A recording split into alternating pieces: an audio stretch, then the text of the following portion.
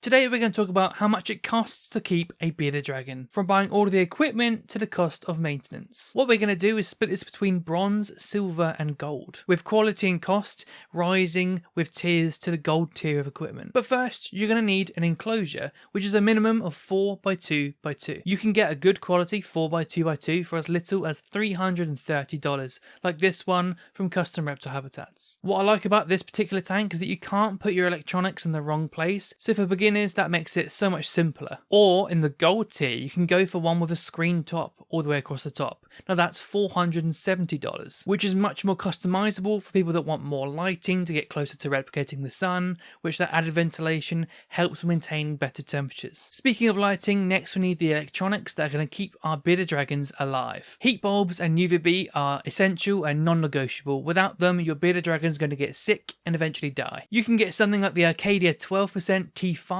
kit for as little as $75. That will lie right in that little square from front to back, you can't get it wrong. Then what we're going to need is a dome fixture to hold our heat lamp. That'll be around $30, with an $11 heat bulb inside it. On the silver tier, what we're going to do is include two of those dome fixtures and include a Sansy LED spotlight from Amazon. Now this is going to bring things all together into the basking spot to make it much more like sunlight. So in the bronze tier, you've got just heat and UV, which is opposite ends of the spectrum of sunlight. Is enough to keep our bearded dragons alive, but it doesn't replicate or represent the sun very well.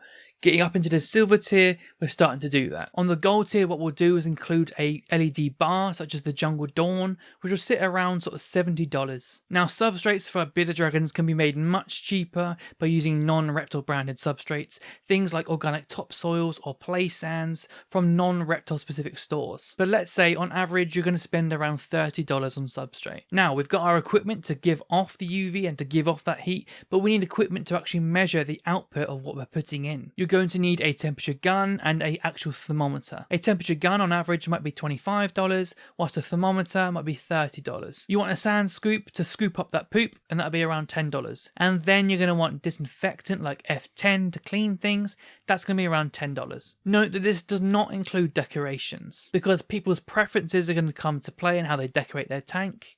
Some people might prefer like all the plastic stuff from stores, and some people might be getting logs and rocks and stones from their yard. It's highly variable, and it was too hard for me to actually put into calculation. One thing that people don't take into account is electricity, how much it's going to cost to actually maintain this habitat for your bearded dragon. To calculate how much it's going to cost to run our bearded dragon tanks, we can actually calculate it by using, well, calculators. You can simply go on this online calculator, input the total amount of wattage you're going to be using and for how long, and then the cost of your electricity. But on average, the bronze one's going to cost you around 25 cents a day, or $7.70 a month. Silver, we're looking at $9 per month. And finally, for gold, we're looking at $11.30 per month. Again, highly variable. Your own tariffs are going to be different, so go hop on that calculator and plug that in yourself. The other cost of maintenance is feeding. Now, many people say bearded dragons are horrifically expensive to feed. That's because they're just overfeeding their dragons. So many people are plowing so many bugs into their dragons,